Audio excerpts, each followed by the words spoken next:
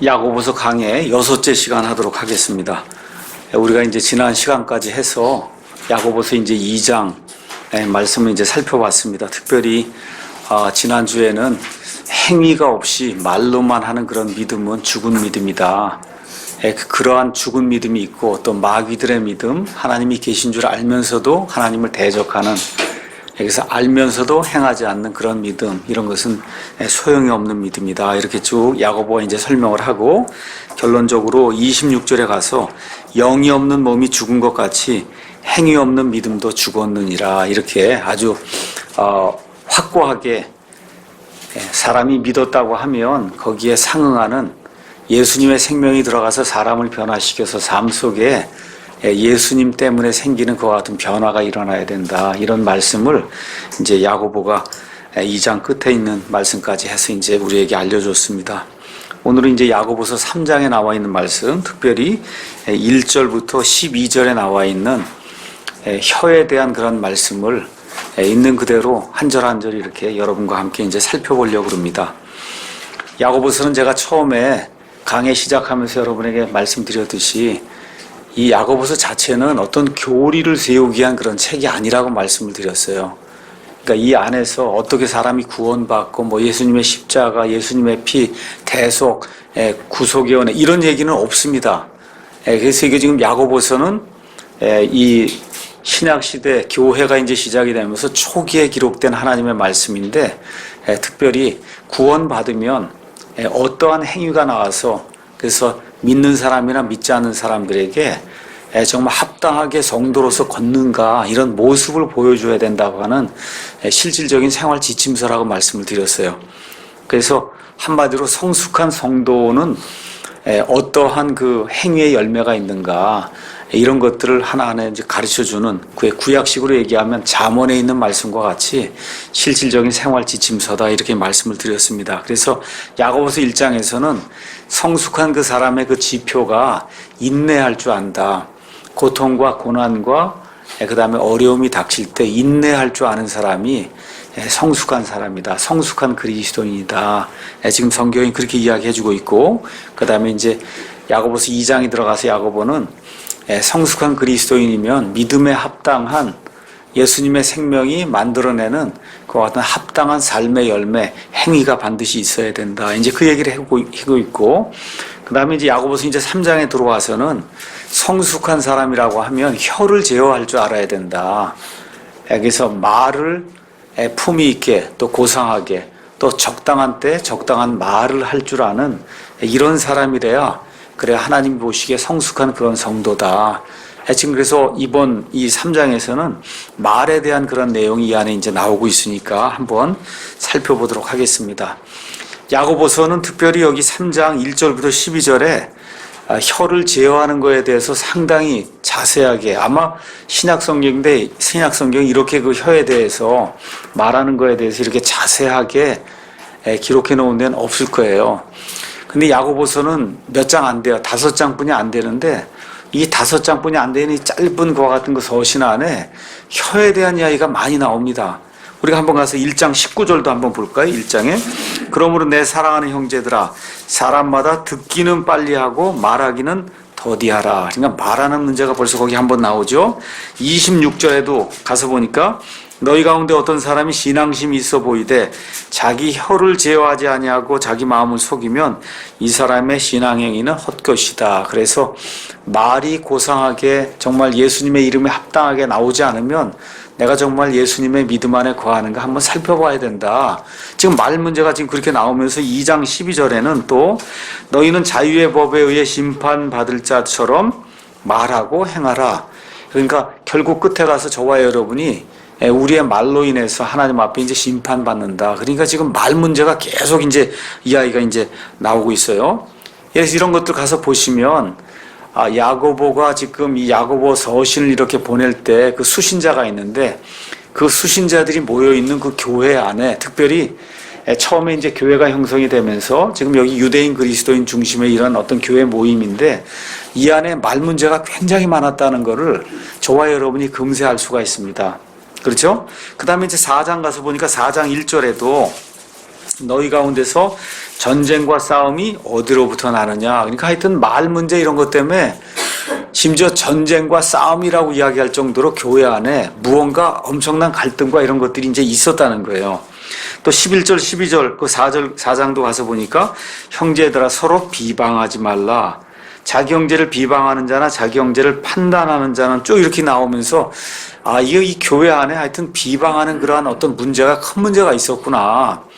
그래서 야고보서는 이 짧은 그와 같은 그 5장 안에 말 문제를 계속해서 지금 이야기하고 있어요. 그래서 이런 것들 가서 보면 그 당시에 아마도 이 유대교에서 이 기독교로 이렇게 전환이 되는 그런 가운데 어느 면에서 영혼의 자유가 이제 들어오고 이렇게 하다 보니까 영혼의 자유 아니야. 자유가 있으니까 무언가 자꾸 말을 하고 가십거리를 만들어내고 남을 비방하고 또 여기 3장 1절 가서 보면 너희는 많이 선생이 되지 말라고 이야기하는 거 가서 보니까 무언가를 많이 알았다고 해서 내가 누구를 가르쳐야 되겠다고 하고 이런 사람들이 많이 나타난 것이 아닌가.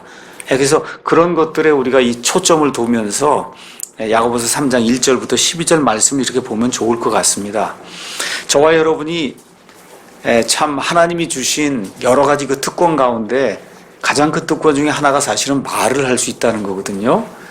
개나 고양이 한번 보세요. 그거 얼마나 답답하겠어요.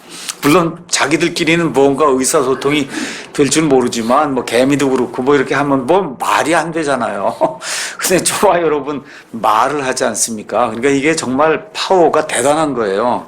이걸 가지고 우리가 찬양하기도 하고 우리 예배드림 가서 보시면 찬양하기도 하고 기도하기도 하고 또 목사는 말씀을 선포하기도 하고 또 형제 자매들끼리 또 목사와 성도들끼리 서로 권면하기도 하고 그렇죠? 그래서 어느 면에서 사람이 사람답다 하고 이제 이야기할 때 가장 큰 특징 하나 들라고 얘기하면 말을 할 수 있다는 거. 그렇죠? 이게 정말 사람을 사람답게 만드는 그런 요소가 아닌가. 우리가 오늘 말과 혀에 대해서 이제 공부를 해보면 정말 그렇구나 하는 것들을 우리가 이제 생각해 볼 수가 있습니다.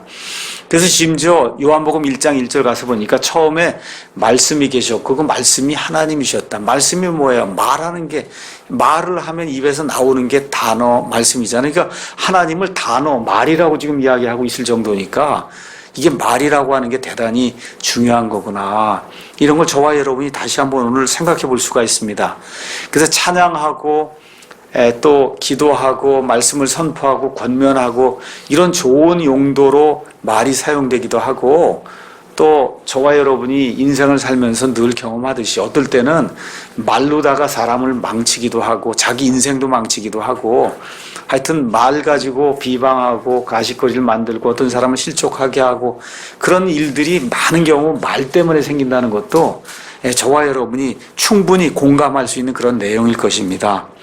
자, 그래서 악하게 이 말을 사용하고 혀를 사용하면 믿는 사람이든 믿지 않는 사람이든 문제가 생긴다는 거. 그거 하나 저와 여러분이 기억하시고 또 하나님이 저와 여러분에게 이와 같이 말을 할 수 있는 파워를 주셨다는 걸 또 너무 당연하게 여기고 정말 아무것도 아닌 것을 이렇게 생각하면 그러면 안 된다는 거. 이게 대단히 중요한 것과 같은 그 파워를 하나님이 우리에게 주셨다. 그래서 잠언 18장 21절 가서 보니까 거기에 이런 내용이 기록되어 있습니다. 사망과 생명이 혀의 권능 안에 있나니 혀를 사랑하는 자들은 그것의 열매를 먹으리라. 이 말씀은 현재 오순절 은사주의 목사들에 의해서 많이 오용이 되는 그런 말씀 중에 하나예요. 이건 뭐냐면 말하는 대로 이루어지니까 긍정적인 말, 10만 원 내고 100만 원 달라 그러고 하나님께 그런 말을 하면 혀의 권능에 따라 그대로 이루어진다. 이거 이야기할 때 사용하는 성경 말씀이 지금 이거거든요. 근데 이거는 그런 말씀이 아니에요. 지금 여기 잠언 18장 21절에 나와 있는 그 말씀은 그런 말씀이 아니에요. 여기 가서 보니까 혀를 어떻게 놀리느냐에 따라 저와 여러분의 삶에 사망으로 이르는 그런 일도 생길 수 있고 생명으로 이르는 그런 일도 생길 수 있다. 그러니까 이 말씀 자체를 그런 방식으로 긍정적으로 얘기하게 되면 무조건 일이 잘 풀린다. 이렇게만 지금 볼 수 있는 그런 구절이 아니라는 겁니다. 그래서 혀를 사랑하는 자들, 혀를 사랑하는 사람도 두 종류가 있어요. 그렇죠. 혀를 사랑해서 사람을 생명으로 이끄는 그 사람이 있고 자기 혀로 말을 많이 하는 걸 좋아하고 그 사람을 멸망으로 이끄는 그런 사람이 있는데 그래서 그렇게 혀를 놀리고 혀를 좋아하고 이렇게 하는 사람들은 그것의 열매를 먹는다. 열매도 두 종류잖아요. 생명의 열매가 있고 사망의 열매가 있는 거지. 이거를 그냥 단순하게 긍정적으로 뭐 말하고 긍정적으로 생각하고 이렇게 쏟아내면 하나님 이걸 다 들어준다. 이렇게 이제 해석할 수 없는 그런 구절입니다. 어쨌든 잠언 18장 21절에 나와 있는 그 말씀을 문맥에 이렇게 맞게 이렇게 가서 보니까 아 정말 혀를 잘 사용해야지.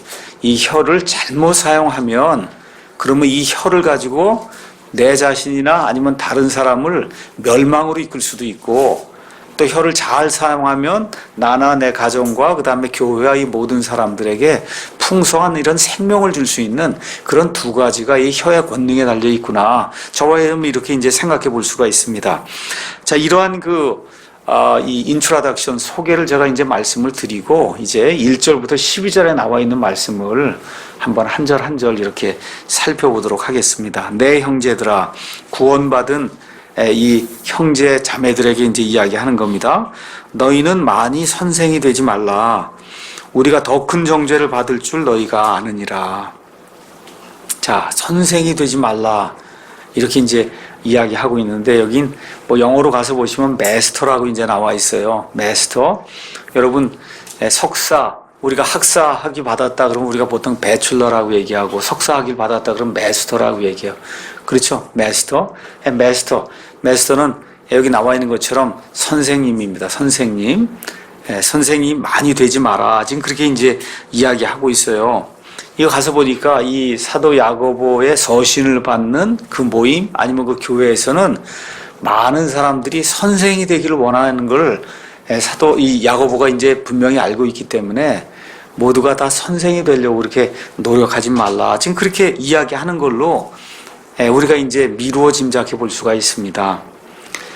어느 모임이든 뭐 이렇게 교회 모임이든 아니면 어떤 소그룹 모임이든 지역 모임이든 뭐 자매 모임이든 여러분 가서 보시면 사람이 이렇게 모이게 되면 어쩔 수 없이 그 그룹을 인도하는 사람이 있고 그 인도하는 사람에 의해서 이렇게 같이 인도를 받아서 같이 나가는 그런 두 부류의 사람이 있을 수밖에 없어요.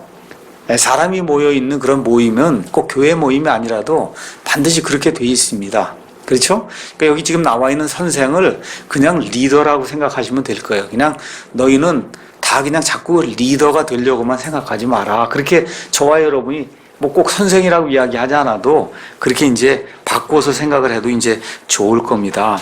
그래서 리더가 된다든지 아니면 선생이 된다든지 특히 목사가 된다든지 이렇게 되면 뭐 잘 아시는 것처럼 어떤 그 모임을 이끌고 나가는 그런 사람이니까 자연히 그 사람에게 어떠한 권위가 놓이게 되고 어떤 지위가 놓이게 되고 그렇죠? 또 어떤 면에서 명예가 놓이게 되고 또 어떠한 뭐 파워가 하여튼 뭐 이런 것들이 놓이게 되는 게 인간의 모든 모임에는 다 그렇게 그런 일이 생길 수밖에 없는 거예요. 그렇지 않습니까? 예. 근데 지금 야고보가 가능한 한 너희는 이렇게 리더나 아니면 선생이 좀 되지 마라. 왜 그러냐? 특히 선생이 된다고 하고 리더가 된다고 하면 말을 해서 사람을 이끄는 거예요. 많은 경우 뭐 회의를 하고 뭘 하고 말을 해서 사람을 이끄는데 말을 하기만 하고 그 말에 책임을 지지 못하면 그러면 더 큰 정죄를 받지 않느냐. 지금 그 얘기를 하면서 야고보가 아주 신중하게 그러니까 자꾸 뭐 리더 자리를 이렇게 탐하려고 그렇게 노력하지 마라. 저희도 교회를 이제 시작하면서 우리 교회 뭐 신학원도 있고 또 우리 교회 안에 뭐 집사, 지역 인도자 또 뭐 여러 그룹의 그런 리더들도 있고 이렇게 이제 뭐 자연히 이렇게 리더들이 이제 생기게 됩니다. 그래서 제가 늘 강조해서 말씀드리는 것이 목사가 누구를 이 사람 리더로 세우셔 이렇게 해서 리더가 되기는 대단히 어렵다. 그렇잖아요. 그래서 본인이 하나님의 은혜에 걸맞게 남들을 섬기고 교회는 섬기는 데니까 섬기고 다른 사람들 위해서 희생하고 이렇게 되면 자연스럽게 리더가 되는 거다. 이렇게 자연스럽게 리더가 되는 거 이것도 하지 말라고 얘기하는 건 아니에요. 왜냐하면 교회 리더가 하나도 없고 이스라엘 백성을 이집트에서 이끌어낼 때도 모세라고 하는 리더가 있고 가나안 땅으로 들어갈 때도 여호수아라고 하는 리더가 있고 리더가 있어야 이 일들 이루는 건 사실이거든요. 근데 그게 자기가 하고 싶어서 그렇게 되면 안 된다는 거죠. 그러니까 지금 야고보의 서신을 받는 그 모임에 있는 사람들 중에는 스스로 리더가 좀 돼봤으면 좋겠다고 생각하는 그런 사람들이 많이 있었다는 거예요. 그래서 지금 야고보가 이야기하는 게 말하는 사람, 인도하는 사람, 또 리드하는 사람, 교사라고 불리는 사람, 특별히 목사라고 불리는 그런 사람은 더 큰 심판을 받는다. 우리 누가복음에 나와 있는 예수님의 말씀을 한번 잠깐 보도록 하겠습니다. 누가복음 12장 47절에서 48절에 나와 있는 말씀 보겠습니다. 자기 주인의 뜻을 알고도 자기를 예비하지 아니하고 주인의 뜻대로 행하지 아니한 그 종은 채찍을 많이 맞되 알지 못하고 채찍 맞을 일들을 한 자는 적게 맞는다. 그러니까 주인의 뜻을 알고도 행하지 않으면 더 많이 매를 맞고 모르고 못 행했다 그러면 조금 매를 맞는다는 거예요. 누구든지 많이 받은 자에게는 사람들이 많이 요구할 것이요 사람들이 많이 맡긴 자에게는 더 많이 달라고 하리라. 그게 일반 이 사회에서 이렇게 이해가 되고 있는 그런 일이잖아요. 하나님도 똑같다는 거예요. 저와 여러분에게 많은 것들을 주시고 사람들을 가르치게도 하시고 인도하게도 하시고 이렇게 하나님이 그와 같은 그 특권을 주셨을 때는 많이 주었으면 그 사람에게서 많이 하나님이 요구하신다. 그것대로 하지 못하면은 그러면 저와 여러분이 많이 매를 맞는다. 지금 그 이야기를 이 야고보가 이제 이야기하고 있는 겁니다. 그래서 한마디로 가르친 대로 안 하면 그럼 어떻게 위선자예요. 겉과 속이 다른 거기 때문에 위선자다.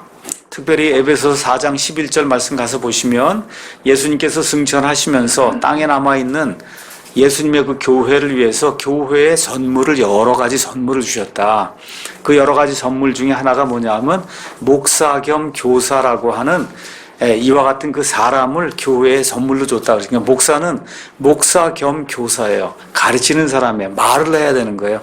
말을 해서 선포를 하고 사람을 권면하고 설득을 하고 그래서 어떻게든지 구원에 이르게 하고 성화에 이르게 하고 하는 그런 일들을 하는 사람이 이런 목사인데 그렇기 때문에 이 목사가 제대로 하지 못하면 어려움이 많이 생긴다는 거죠.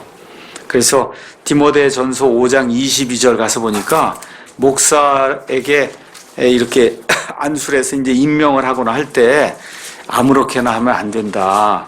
22절 5장 20절 아무에게나 선뜻 안수하지 마라. 여기 안수한다고 하는 말은 임명을 한다는 거예요. 그러니까 목사도 아무나 그렇게 쉽게 임명하면 안 되고 교회 안에서 어떤 직책을 맡은 그런 분들도 특별히 말을 해서 근데 무슨 직책을 맡으면 말을 안 할 수가 없어요. 그렇죠? 그래서 무언가를 이끌고 나가는 그런 사람들을 교회에서 이렇게 그냥 선뜻 아무나 이렇게 임명해 놓고 이렇게 문제가 되도록 그렇게 만들면 안 된다. 사실은 이런 거는 저에게 크게 이제 해당이 되는 그런 말입니다. 이제 왜 그러냐면 그래서 저 같은 경우 좀 성격이 조금 뭐라 그럴까 신중하지 못한 그런 게 좀 많이 있는 사람이에요. 이렇게 하다 보니까 어떤 사람이 들어와서 뭐 어떤 A라고 하는 탤런트가 있고 이렇게 할 것 같으면 그거 한번 해보면 어떻겠냐고 저는 가능한 한 이렇게 많이 이렇게 일을 이렇게 맡기는 그런 편이에요.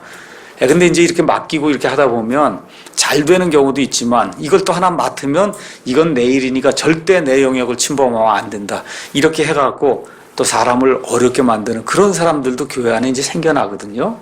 근데 그거를 목사가 이렇게 딱 간파해서 딱 이렇게 보고 저 사람은 문제가 있겠구나, 없겠구나, 이걸 간파할 수 있으면 얼마나 좋아요. 근데 그게 안 되기 때문에 어쩔 수 없이 이렇게 맡기고 하다 보면 문제가 생기면 권면도 하고 또 안 되면 어쩔 수 없이 다른 분에게 또 할 수밖에 없는 이런 일이 이제 생기잖아요. 그 이런 일이 교회 안에 자꾸 생기는 게 저 자신에게도 굉장히 괴로운 일입니다, 이게. 근데 이게 목사도 어쩔 수 없이 이런 일들을 임명을 해서 목사가 다 할 수 없으니 임명을 해서 이렇게 하다 보니까 교회 안에 이런 일로 또 상처받는 그런 경우도 있고 해서 상당히 마음이 좀 좋지 않고 특별히 이제 올해 이제 7년 차라 맞추고 이제 8년째 이제 들어가는데 가만히 이렇게 보면서 지난 한 7년 동안 이 교회를 거쳐갔던 그런 많은 사람들이 있지 않습니까? 지금 뭐 모르긴 해도 뭐 1000명, 2000명 뭐 그 이상이 여기 교회를 이제 거쳐서 나갔는데 한 번 완 사람도 있고 어떤 사람 1년, 2년, 어떤 사람 3년 이렇게 같이 일을 하다가 무언가 뜻이 맞지 않아서 결국은 또 나가신 이런 분들도 있고 있잖아요. 이런 분들이 굉장히 요새 뭐라 그럴까, 생각도 많이 나고, 또 사실은 또 그런 분들이 제게 엄청난 그런 그 고통도 많이 줬고, 이런 것들이 이렇게 교차하면서 사실 어저께 그저께는 상당히 제가 좀 이렇게 다운이 돼 있는, 오늘도 마찬가지고요. 야, 정말 이거 교회를 왜 해야 되나, 이런 생각도 이제 하게 되고, 나 때문에 이렇게 무슨 상처를 이렇게 너무 크게 받아서 내 이름만 생각하면 치가 떨린다, 이런 사람도 있고, 이렇게 얘기가 나오니까, 야, 이거 정말 이게 왜 이렇게 교회를 해야 되고 성경을 해야 되고 이게 도대체 뭘 하는 건가, 이런 생각이 좀 많이 드는 거예요, 그게. 그러니까 결국은 이게 제가 교사인데 교사로서 뭘 가르치고, 그리고 그것대로 하지 못하니까 그쪽 사람들이 판단할 땐 그렇게 못하니까 위선자라고 생각을 하고, 그래서 결국은 비난을 하고 뭐 이렇게 되면서 이제 결국 갈라져서 나가게 되는 그런 일들이 이제 생기는 겁니다. 특별히 이러한 문제가 유대교에서 기독교로 넘어가는 가운데, 다시 말씀드려, 영혼의 자유라고 하는 것, 구약시대에 이게 얼검에 있는 그런 율법의 틀에서 이제 벗어나서 자유라고 하는 것을 추구하는 그런 그 사람들의 모임에서 지금 이 문제가 생긴 거잖아요. 그렇지 않습니까? 자유라는 거에 다 자유다. 종도 주인을 보고 나는 자유인이라고 얘기하고 다 자유라고 지금 이야기하는 가운데, 지금 이런 말 문제, 비방하는 문제, 뭐 헐뜯는 문제, 여러 가지 그런 문제가 지금 이 야고보의 수신 대상이 되는 그런 모임에서 초기에 생긴 것처럼, 우리 킹제임스 성경 쓰는 그런 교회들, 특히 독립교회, 영혼의 자유를 추구한다는 이런 교회가 우리나라에 생긴 지 얼마 안 됐어요. 그렇잖아요. 과거 우리 100년 동안의 그런 교회의 모습 한번 생각해 보세요. 그냥 어떤, 거기도 말 그대로 어떤 율법의 틀, 뭐 장로교 틀, 감리교 틀, 무슨 틀, 전통의 틀, 이 안에서 이렇게 이제 하는 가운데, 우리가 킹제임스 성경이라고 하는 걸 우리가 알려주고, 그리고 우리가 이걸 가지고 교회를 하자 하면서 내건 기치가 뭐예요? 영혼의 자유라는 거잖아요. 그렇죠? 영혼의 자유. 본인이 가지고 있는 것과 같은 그 영혼의 자유는 심지어 목사든 교회든 어떤 세상의 권력도 거기를 타취할 수 없다고 하는 그런 것들을 우리가 알려주고, 그런 형태의 지금 교회를 하고 있는 거 아닙니까? 이게 이렇게 되다 보니까 똑같은 문제가 킹제임스 성경을 사용한다는 그런 교회들 안에 이게 그냥 말 다툼이 일어나고, 그냥 도저히 그 아나 모임과 같은 그런 상태의 일들이 일어나고 있는 걸 저와 여러분이 목도하고 있는 겁니다. 그래서 저도 그런 일들에 대해서 일말의 이제 책임을 가지고 있고, 우리 성도님들도 마찬가지고, 또 인터넷으로 들으시는 분들도 마찬가지고, 그래서 이 야고보가 자꾸 혀를 제어해야 된다고 이야기할 때, 그게 성숙한 사람이 그런 모습을 보여야 된다고 얘기할 때 그 의미가 무엇인가를 저와 여러분이 이번 기회에 한번 조금 더 깊이 생각을 해보면 좋을 것 같습니다. 그래서 교회 학교 교사도 마찬가지고, 교회의 어떠한 그 한 부서를 맡은 리더도 마찬가지고, 이 말하는 거, 이것대로 행하지 않으면 더 큰 정죄를 받기 때문에, 그래서 디모데전서 3장 6절에 감독, 목사의 그 자격을 열거하면서 뭐라고 얘기했냐면, 사도 바울이 목사는 초신자는 안 된다 그랬어요. 초신자는 안 된다. 아무리 믿음이 뭐 있고 열정적으로 보여도 안 된다.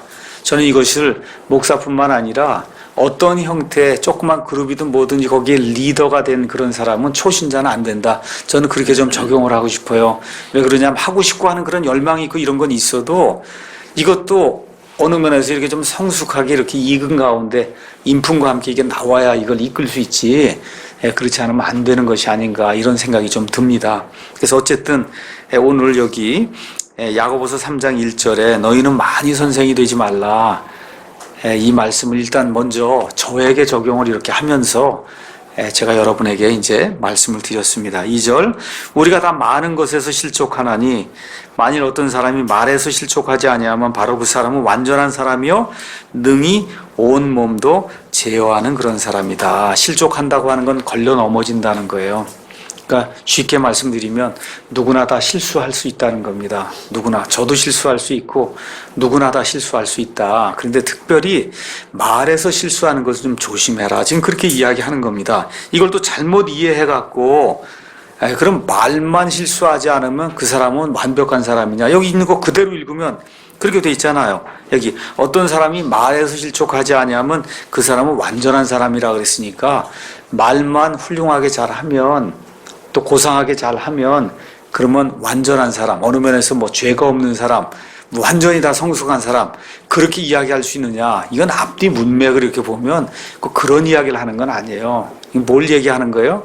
이게 말이 모든 문제의 근원이 되기 때문에, 그렇죠? 그래서 말을 잘 하면 다른 모든 것에서도 문제가 생기지 않는다라고 하는 그런 차원으로 저와 여러분이 이 말씀을 이해를 하시면 됩니다. 이 완전한 사람도 말을 잘하고 고상하게 하고 아름답게 하고 뭐 이렇게 하면 죄가 없다, 그런 얘기하는 것이 전혀 아닙니다.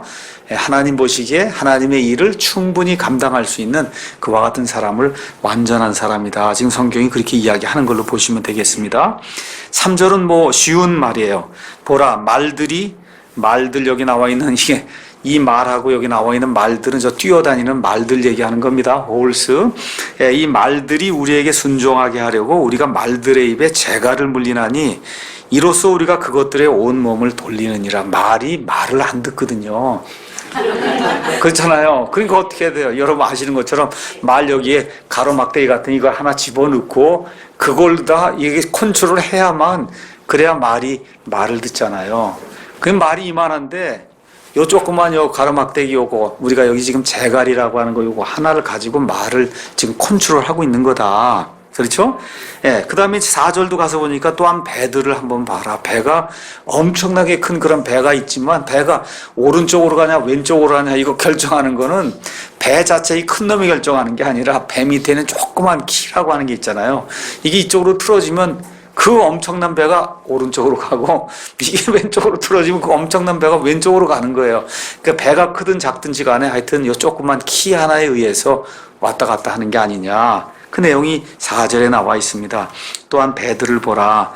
그것들이 그렇게 커도 사나운 바람에 밀려가되 사공이 매우 작은 키 하나로 자기가 가고자 하는 대로 그것들을 돌리느니라. 지금 그렇게 이야기하고 있어요. 그럼 한번 재갈하고 키를 한번 이렇게 생각해 보세요. 그럼 이걸 사공이 이걸 이렇게 돌리려고 할 때, 그걸 할 때 엄청난 이 스트레스가 여기 걸리겠죠. 안 가려고 하니까 말도 그렇잖아요. 말의 본성이 말을 안 들으려고 그러는 건데 이거를 듣게 이쪽으로 가려 이렇게 조절하려고 하니 얼마나 힘들겠어요. 또 배가 바람이 이렇게 부는데 이쪽으로 나가려고 하면 그 키를 이렇게 돌리려고 할 때 얼마나 큰 저항이 거기 걸리겠어요. 그렇잖아요. 근데 결국은 그걸 이기고 이 재갈과 그 다음에 이 키를 가지고 말이나 배의 방향을 우리가 이제 돌린다는 겁니다. 그렇죠? 이걸 하기 위해서는 결국 뭐가 있어야 되느냐? 강한 손이 있어야 된다는 거예요. 강한 손. 말을 부리는 사람, 또 배를 움직이는 사람에게 강한 손이 있어야 이 작은 것들 가지고 큰 거를 움직일 수 있다. 우리의 혀도 마찬가지라는 거예요. 우리의 혀도 우리 이 내부에 우리의 혀를 이렇게 뭔가 이렇게 우리가 하나님의 성령님의 그 인도를 받아서 이 혀를 제어하려고 할 때 엄청난 저항이 걸린다는 거예요. 첫째 저항은 뭐냐? 우리 내부에 있는 죄가 있기 때문에 하나님 뜻대로 뭐 사람을 기쁘게 하는 그런 말을 본성적으로 안 하려고 하는 그런 저항이 우리에게 있다는 겁니다. 그게 사실이에요. 네. 그 다음에 또 하나는 뭐가 있냐면 외부의 저항 뭐냐? 다른 사람도 다 그렇게 합니다. 이렇게 하는 거 있잖아요. 나만 그러는 게 아니라 다른 사람도 다 그렇게 하는데 뭐 어떠느냐? 이렇게 나가는 거. 그건 외부의 어떠한 그 압력이거든요. 그렇죠? 이거를 이겨야 그래야 입에서 고운 말, 바른 말, 아름다운 말이 나온다는, 사람을 살리는 그런 말이 나온다는 거예요. 근데 그게 여기 성경 말씀 가서 보니까 사실 저와 여러분 자신의 힘으로는 불가능하다. 그렇게 이야기하는 거예요. 이 혀를 컨트롤할 수 있는 유일한 거는 하나님의 능력 외에는 없다. 사공이 이 손을 가지고 이 키를 이렇게 움직이고, 그렇죠? 말 부리는 사람이 재갈 이렇게 움직이고 하듯이 성령님께서 저와 여러분의 혀를 이렇게 조절해 주시고, 조절해 주시려고 할 때 저와 여러분이 순응을 하고 이렇게 따라가야, 그러니까 혀가 조절을 받지, 그렇지 않으면은 이 저항을 이겨내기가 어렵다. 지금 그렇게 이야기하고 있는 겁니다. 그럼 한번 말이나 배가 조절이 안 되면 어떤 일이 생길까 한번 생각을 해보세요. 말 조절이 안 되면 가서 사람 차고, 그렇죠? 짐 다 떨어뜨리고 하면, 그러면 인명 피해, 재산 피해, 배도 마찬가지잖아. 딱 부두가 있으면 거기 가서 딱 이렇게 닿아야 되는데, 조절이 안 돼 갔다 부딪히고 그러면 사람 죽고 뭐 여러 가지 문제가 생기잖아요. 혀도 똑같은 거다. 그러니까 여기 이 말씀을 이렇게 읽을 때 참 야고보가 참 얼마나 이렇게 멋있는 그런 뭐랄까 비유를 가져다가 이렇게 성경 말씀에 기록을 했는지 참 너무나 멋있는 그런 비유인 것 같아요.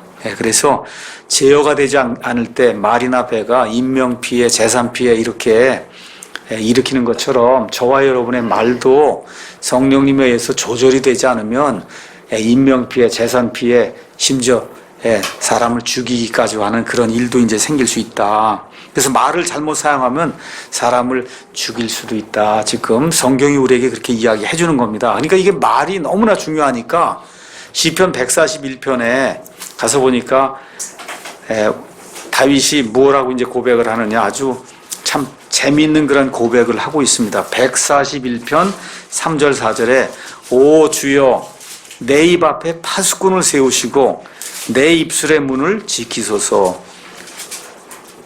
그렇죠? 내 입 앞에 파수꾼을 세우시고 내 입술의 문을 좀 지켜주십시오. 내 마음이 악한 일 쪽으로 기울어 불법을 행하는 자들과 함께 사악한 일들을 행하지 말게 하소서.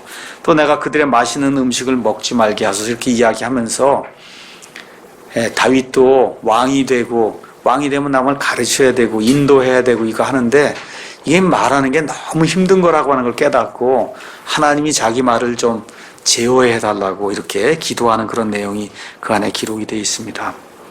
근데 이제 혀를 실질적으로 조절하는 것은 이거 혀를 어떻게 손으로 조절이 안 되잖아요. 여러분 이게 조절 가능하겠어요? 그러니까 결국은 이게 마음에서부터 시작이 되는 거잖아요. 마음에서. 그렇잖아요. 그래서 우리 예수님이 마태복음 12장에 가서 보니까 참 의미심장한 그런 말씀을 우리에게 이제 주십니다. 마태복음 12장. 마태복음 12장 34절부터 제가 읽어보겠습니다. 오 독사들의 세대야 너희가 악하니 너희 어찌 선한 것들을 말할 수 있겠냐. 사람이 악하면 선한 것들을 말할 수 없다. 입은 마음에 가득한 것을 말한다. 야, 참 이게 여러분과 제가 요 근래에 인터넷이니 이런 데서 무슨 논쟁이 오고 가고 하는 이런 것들 한번 가만히 이렇게 보세요. 그 안에서 나오는 그 말이 여기 있는 그대로예요. 입은 마음에 가득한 것을 밖으로 내는 거라는 거예요. 그래서 저와 여러분이 조심해야 돼요. 조심해야 된다. 선한 사람은 마음의 선한 보고에서 선한 것들을 내고 악한 사람은 악한 보고에서 악한 것들을 내느니라. 오직 내가 너에게 이르노니 사람들이 무슨 쓸데없는 말을 하든지 심판날에 그것에 대하여 회개보고를 하리라. 이거 예수님 말씀입니다. 내 말들로 내가 의롭게 되며 내 말들로 내가 정죄를 받는다. 아주 의미심장한 그런 말씀이거든요. 여기서 우리 입에서 나오는 그런 그 말은 우리 마음에 있는 거, 우리 마음에 쌓여서 이렇게 축적되어 있는 게 그냥 자연적으로 나오는 그게 말이라는 거예요. 그래서 저와 여러분이 언어 습관 이런 거 정말 신경을 쓰셔야 되고 특히 교회 와서 말하는 거 신경을 쓰시고 그래서 성숙한 그런 성도로서 이 말하는 데서부터 정말 주님께 영광이 되는 그런 삶을 저와 여러분이 살아야 될 것 같습니다. 자, 그래서 우리가 권면하고 또 사람들에게 이제 말씀을 특히 목사 같은 경우는 말씀을 이제 선포하는 이게 다 입으로 다 무언가를 말하는 거잖아요. 그렇죠? 이게 사람을 변화시킬 수 있는 거다. 고린도전서 1장 18절 가서 보니까 하나님께서 복음 선포의 어리석은 것으로 사람들 구원하는 걸 기뻐하셨다 그래요. 사람 구원하는 건 다른 방법 없습니다. 복음을 선포해야 돼. 말을 해야만 사람이 구원받을 수 있어요. 우리 예수님 3년 반 동안의 공생애 동안 여러분 기적으로 사람 변화시킨 거 없습니다. 뭐예요? 그건 메시아 표적을 보여줬고 변화된 건 말씀으로만 변화되는 거예요.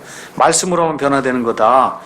사도 베드로가 오순절날 성령님 충만하게 임할 때 어떻게 말씀으로 기적이 아니에요. 말씀으로 이 말씀을 선포하게 될 때 3,000명이 구원받는 그와 같은 일이 생깁니다. 사도 바울의 선교여행 그가 자그마치 2만 킬로를 돌아다녔어요.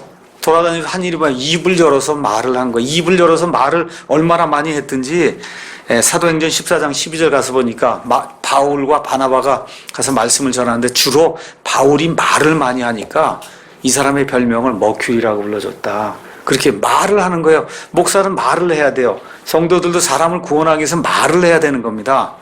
근데 이 말을 바르게 해야 된다는 거예요. 어떤 말을 하면 안 되냐. 데살로니가 전서 잠깐 보겠습니다. 데살로니가 전서 2장 3절에서 5절 가서 보니까 사도 바울이 뭐라고 이야기하느냐. 2장 3절 우리의 권면은 속임수나 부정함에서 나지 아니하였고 간사함으로 한 것도 아니었다. 바울이 말을 많이 했습니다. 권면 많이 했는데 속임수나 간사함으로 하지 않았다. 5절 가서 보니까 너희가 아는 바와 같이 우리가 어떤 때에도 아첨하는 말이나 탐욕의 탈을 사용하지 아니하였나니 하나님께서 증인이시니라. 예수 믿으면 모든 문제 다 해결되니까 예수님 믿으시오. 이건 거짓말이에요. 이건 탐욕의 탈을 쓰고 아첨하는 거, 이런 말은 사도 바울이 한 적이 없다는 거예요. 그러니까 저와 여러분이 가서 복음을 선포할 때도, 권면할 때도 간사함이나 속임수 어떻게 하든지 해서 우리 교회 안으로만 집어넣으면 그럼 뭐가 해결되니까 이렇게 아첨의 탈을 쓰고, 그렇죠, 아첨하는 말을 해갖고 사람을 끌어들여야, 그럴 필요 없다는, 하나님이 그 정도로 연약한 분이 아니라는 거예요. 그렇잖아요. 정직하게 예수님을 믿을 때 어떤 일이 생기게 되고, 또 예수님 믿을 때 실질적으로 희생도 생길 수 있고, 자기 십자가를 지고 예수님이 따르라고 했기 때문에 예수님 믿는 가운데 어려움도 생길 수 있다. 정직하게 다 이야기해줘야 돼. 이걸 변화시키는 것은 하나님이 하시는 거지, 저와 여러분의 아첨하는 말이 그 사람을 변화시키는 것이 아니다. 그래서 말에 권능이 있고 특히 선포하는 것이 중요함에도 불구하고 사람을 기쁘게 하기 위해서 아첨하는 말 이런 거 하면 안 된다. 지금 성경이 우리에게 그렇게 이야기하는 겁니다. 그래서 특별히 이제 잠언은 저와 여러분에게 말하는 문제에 대해서 많은 것을 저와 여러분에게 이야기해 줍니다. 말하는 문제. 몇 가지만 한번 가서 보겠습니다. 잠언 10장 가서 보니까 잠언 10장 19절 말이 많은 곳에는 죄가 부족하지 아니하거니와 자기 입술을 금하는 자는 지혜로우니라. 요즘 제가 많이 느끼고 지금 신중하게 좀 해야 되겠다 지금 생각하는 그런 게 지금 이런 거거든요. 저 때문에 어려움 당했다고 하는 그런 분들 가만히 이렇게 생각해 볼 때 말을 내가 좀 심하게 하거나 이렇게 한 것이 있지 않나 이런 생각 좀 많이 하게 되고, 가서 보니까 말이 많은 곳엔 죄가 부족하지 않아. 말이 많으면 문제가 꼭 생긴다는 거예요. 그렇잖아요? 네, 12장 22절 또 가서 보니까 거짓말하는 입술은 주께 가증한 것이나 진실하게 행하는 자들은 그분께서 기뻐하시는 자들이다. 거짓말하는 거. 15장 가서 하나만 더 읽겠습니다. 부드러운 대답은 진노를 돌이키거니와 가혹한 말들은 분노를 일으키느니라. 특히 부부싸움 하실 때도 이걸 좀 기억을 하시고, 안 하고 산다는 건 그거는 불가능한 일이니까 제가 말씀드리는 거예요. 여기. 그래서 부드러운 대답은 진노를 돌이키거니와 가혹한 말들은 분노를 일으키니라. 그래서 저같이 좀 성격이 좀 다혈질이 이런 사람들은 부드럽게 좀 이렇게 하려고 노력의 노력을 아주 하셔야 됩니다. 이거 혀를 꽉 깨물고 노력의 노력을 이렇게 해서 어떻게 하든지 부드럽게 좀 이렇게 해야 되겠다. 아주 요 근래에 더 많이 생각하고 지금 살고 있습니다. 자, 5절 가서 보니까 뭐라고 기록이 되어 있냐. 5절. 이와 같이 혀도 작은 지체로 돼 큰 일들을 자랑하는도다. 우리 몸이 이렇게 있을 때 혀가 얼마나 조그맣잖아요. 그렇죠? 이게 큰 일들을 자랑한다. 그 얘기하면서 보라, 작은 불이 얼마나 큰 물체를 태우는가. 이거 제가 설명해 주지 않아도 봄철만 되면 산에 불 나는 거 아시잖아요. 그렇잖아요. 담배 꽁초 하나 딱 버린 게 그냥 몇 헥타르씩 이렇게 불을 일으켜서 너무나 많이 이제 손해나고 하는 거 이제 알고 있지 않습니까? 그 얘기 하고 있는 겁니다. 6절. 혀는 불이요 불법의 세계다. 혀는 불이다. 불에 대해서는 조금 이따 이야기하고요. 불법의 세계다라고 얘기하는 건 혀 안에 불법에 관한 모든 것이 다 그 안에 들어있다는 뜻이에요. 혀 안에. 그러니까 거짓말하는 거, 진화론, 원숭이에서 사람 됐다. 이거 다 말로 다 그렇게 하는 거잖아요. 이게 다 혀에서 나오는 거예요. 혀로 다 이야기하는 거예요. 그렇죠? 중상모략하는 거, 비방하는 거, 거짓 고소하는 거, 사기치는 거, 기만하는 거, 그 다음에 하나님을 신성모독하는 거 다 뭐예요? 말로다가 혀로 나오잖아요. 그러니까 이런 모든 불법이 이 혀라는 거 안에 하나의 세상을 이루며 그 안에 들어있다는 뜻이에요. 혀는 불법의 하나의 세상을 이루었다는 거예요. 이 혀가. 지금 그 얘기를 이제 해주고 있는 겁니다. 그 다음에 가서 보니까, 또 뭐라고 되어 있냐. 혀는 우리의 지체들 가운데서 그와 같아서, 불법의 세계와 같아서 온 몸을 더럽힌다. 다시 말해, 혀 때문에 만들어진 그런 그 잘못들 가서 보시면 결국은 우리 몸을 다 망치는 그와 같은 일을 이제 이룬다는 거죠. 본성의 행로에 불을 붙인다. 뭐 여러 가지 이제 해석이 있지만 인생의 전 과정에 영향을 미친다. 인생의 전 과정에 혀가 영향을 이제 미친다. 그 다음에 결국 혀는 컨트롤하지 않고 제어가 되지 않은 상태 그대로 두면 혀는 어디 출신이냐, 혀가 나오는 출신이 있어요. 그 출신이 뭐냐, 지옥 불에 놓여 있다는 거예요. 그러니까 구원받은 사람이든 구원받지 않은 사람이 혀가 제어가 되지 않으면 그 혀는 어디에 지금 놓여 있냐, 지옥 불 위에 놓여 있다는 거예요. 지옥 불 위에. 그러니까 얼마나 무서운 말씀인지 알 수가 없어요. 지옥 불은 말 그대로 여러분 아시는 것처럼 이 다음에 믿지 않는 사람들이 가는 데가 불호수, 또 예수님이 게헨나 지옥 이런 거 얘기하는데 꺼지지 않는 불이 있는데, 그렇죠? 그러니까 악한 일을 일으키는 그 혀는 원래 출신이 거기 출신이라는 거예요. 원래가 불을 담고 그리고 이 땅에 지금 태어났다는 겁니다. 자, 그럼 불의 특징 몇 가지, 뭐 다 아는 거지만 우리 초등학교 가면 다 배우는 건데 불의 특징 몇 가지만 제가 거기 적어놨습니다. 불은 크게 시작되는 경우가 없어요. 다 작게 시작해서 어때요? 자라고 결국은 열을 불러일으켜요. 조그맣게 논쟁이 시작된 나중에 와서 그냥 너무너무 뜨거워지는 거예요. 이게 불이다. 그 다음에 불은 모든 걸 태우고 상처를 입혀요. 그래서 이 말의 논쟁이 잘못 시작이 되면 이런 문제가 이제 생긴다. 그 다음에 불은 자기가 불 생겼는데 거기 그대로 있는 불은 없어요. 반드시 퍼지게 돼 있다. 근데 거기에 특히 연료를 더하면은 불이 점점 더 커진다는 거예요. 그러니까 옆에 있는 분들이 잘 조언도 하고 해서 이거 불을 꺼야지 거기다 갖다 자꾸 연료를 집어넣고 그렇게 하면 그러면 점점 더 커진다는 거예요. 말도 똑같다 이렇게 생각하시면 돼요. 결국은 어떻게 해요? 사람이나 아니면 재산이나 이런 모든 것들을 멸망으로 이끄는 게 그게 불이라는 겁니다. 불. 그래서 골로새 4장 6절 가서 보니까 말하는 것을 소금으로 간을 치게 하듯이 좀 이렇게 잘 해야 된다. 사도 바울이 우리에게 그렇게 이야기해주고 있습니다. 그래서 방지책은 잠언 26장에 이제 나와 있습니다. 잠언 26장에 나와 있는 말씀을 한번 잠깐 보겠습니다. 잠언 26장 20에서 21절 가서 보니까 나무가 없는 곳에서는 불이 꺼지는 것 같이, 그러니까 일단은 만들진 말아야 되겠구나. 소문을 퍼뜨린 자가 없는 곳에서는 다툼이 그치느니라. 이게 소문이 문제인 거라는 거예요. 그게 지금 우리가 얘기하는 가십이라는 거예요. 가십, 쓸데없는 말들 하는 거. 타오르는 수치에 수출 더하는 것과 불에 나무를 더하는 것 같이 논쟁하기 좋아하는 자는 다툼을 일으키느니라. 이런 것들 저와 여러분이 한번 기억을 하시고, 제가 다윗과 그 솔로몬이 이런 것들을 방지하기 위해서 하나님 앞에 간구했던 그런 내용이 시편 39편, 잠언 14장, 17장 이런 데 나와 있으니까 나중에 이제 시간이 되시면 가셔서 한번 보시기 바랍니다. 7절 말씀 가서 보도록 하겠습니다. 모든 종류의 짐승과 새와 뱀과 바다에 있는 것들은 길들여졌고 또 사람이 길들여 왔다. 그 이야기하면서 이제는 혀는 위험한 짐승 이상 가는 존재다. 지금 성경이 그렇게 이야기해 주는 겁니다.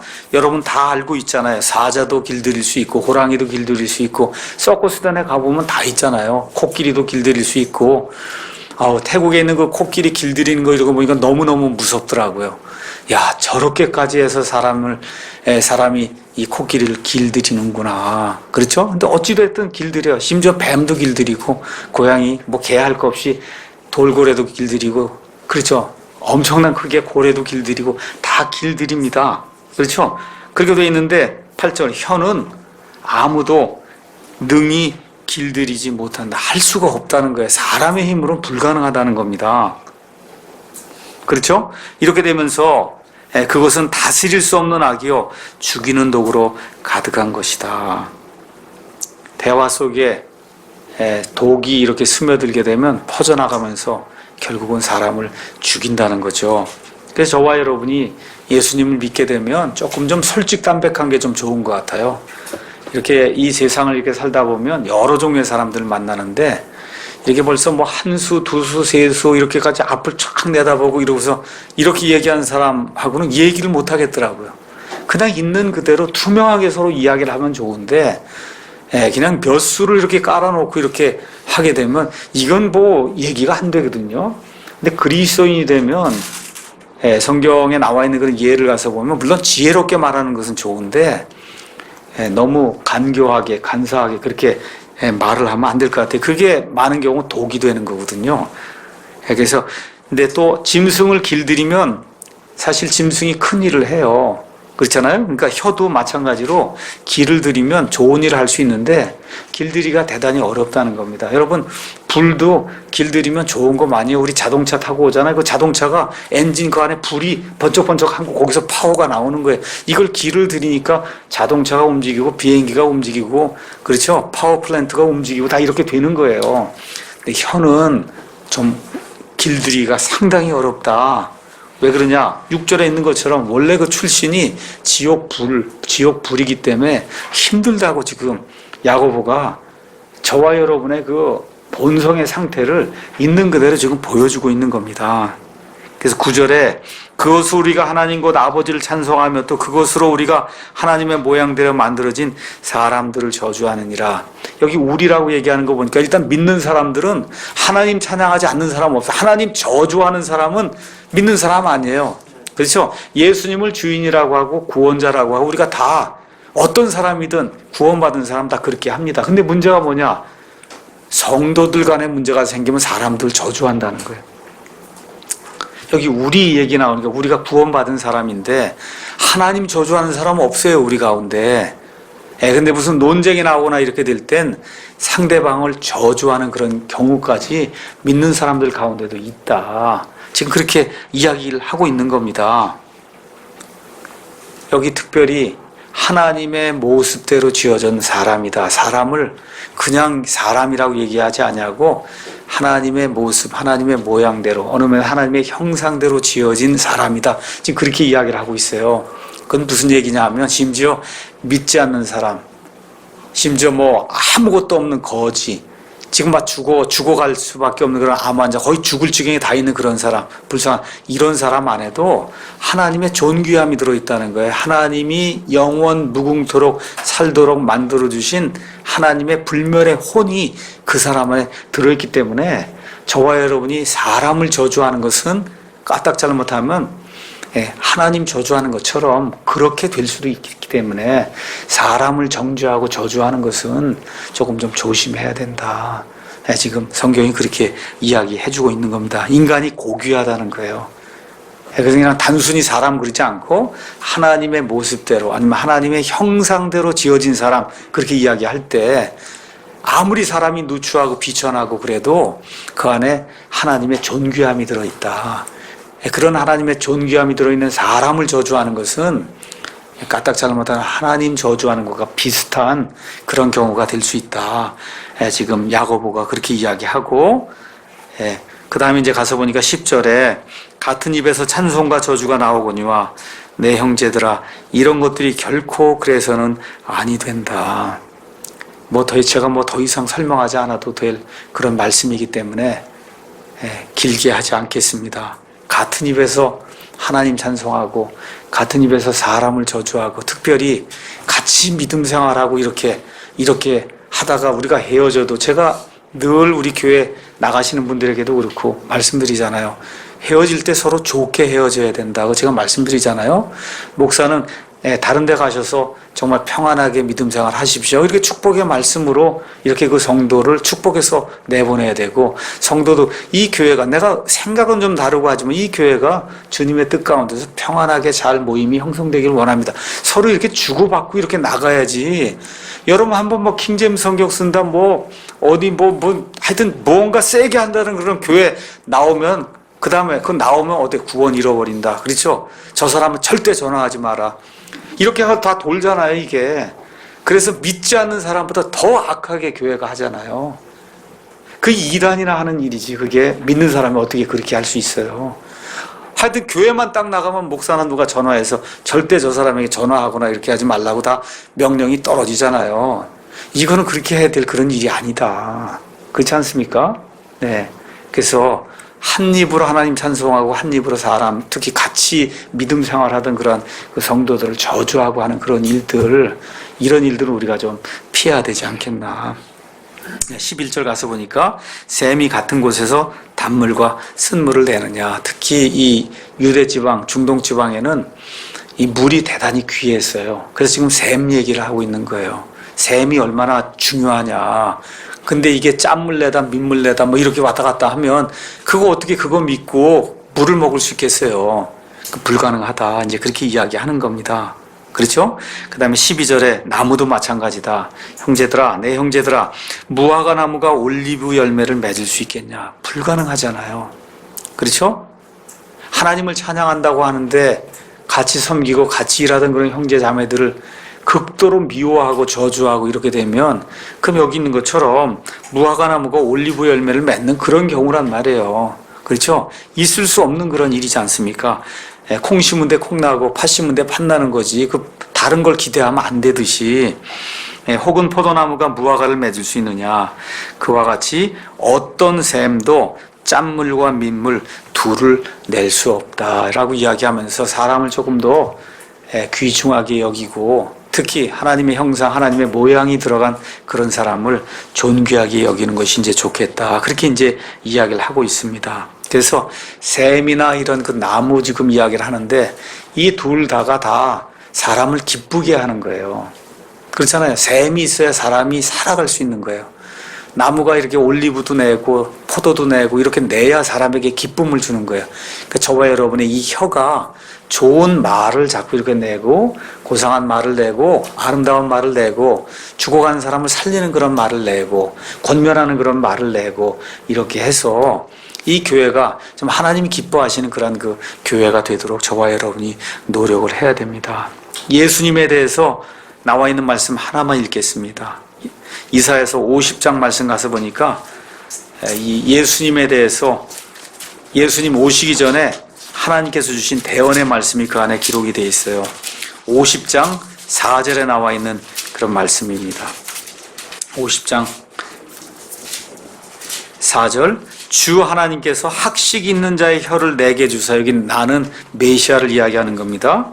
하나님께서 학식 있는 자, 배운 사람의 어떤 그런 혀를 내게 주사 내가 피곤한 자에게 때에 맞는 말을 할 줄 알게 하시나니. 메시아가 이 땅에 오시게 되면 그러면 때에 맞는 그런 말을 해서 피곤한 자를 상쾌하게 만드는 그런 일을 한다는 거예요.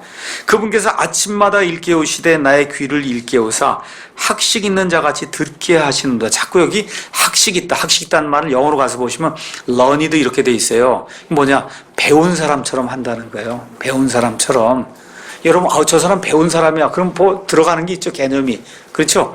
예수님께서 이 땅에 오셨을 때 정말 무언가 하나님의 지혜를 완전하게 터득하신 그런 분처럼 그렇게 사람을 살리는 말도 하시고 또 그렇게 듣기도 하시고 이렇게 하신다고 말씀을 해주십니다. 그래서 혀의 문제는 마음의 이런 문제라는 걸 생각하시고 예수님이 오셔서 이 땅에서 얼마나 많은 사람을 예수님의 혀의 말씀으로 살리셨는가 이런 걸 생각하면서 알맞은 때에 알맞은 말들로 사람을 살리는 그런 역할을 해야 되겠다 이렇게 이제 생각을 하시고 제가 오늘 시편 31편에 나와 있는 말씀을 같이 잠깐 좀 보고 그리고 마치도록 하겠습니다. 말씀드렸듯이 어저께 그저께 오늘 굉장히 좀 다운이 돼서 야 진짜 이걸 어떻게 해야 될 것인가. 오늘 점심시간에도 밥을 먹고 한 바퀴 이제 운동장 이렇게 돌다가 벤치에 이렇게 앉아서 도대체 인생을 뭘 어떻게 하고 살았나. 그리고 이런저런 생각을 이제 좀 많이 이렇게 이제 했습니다.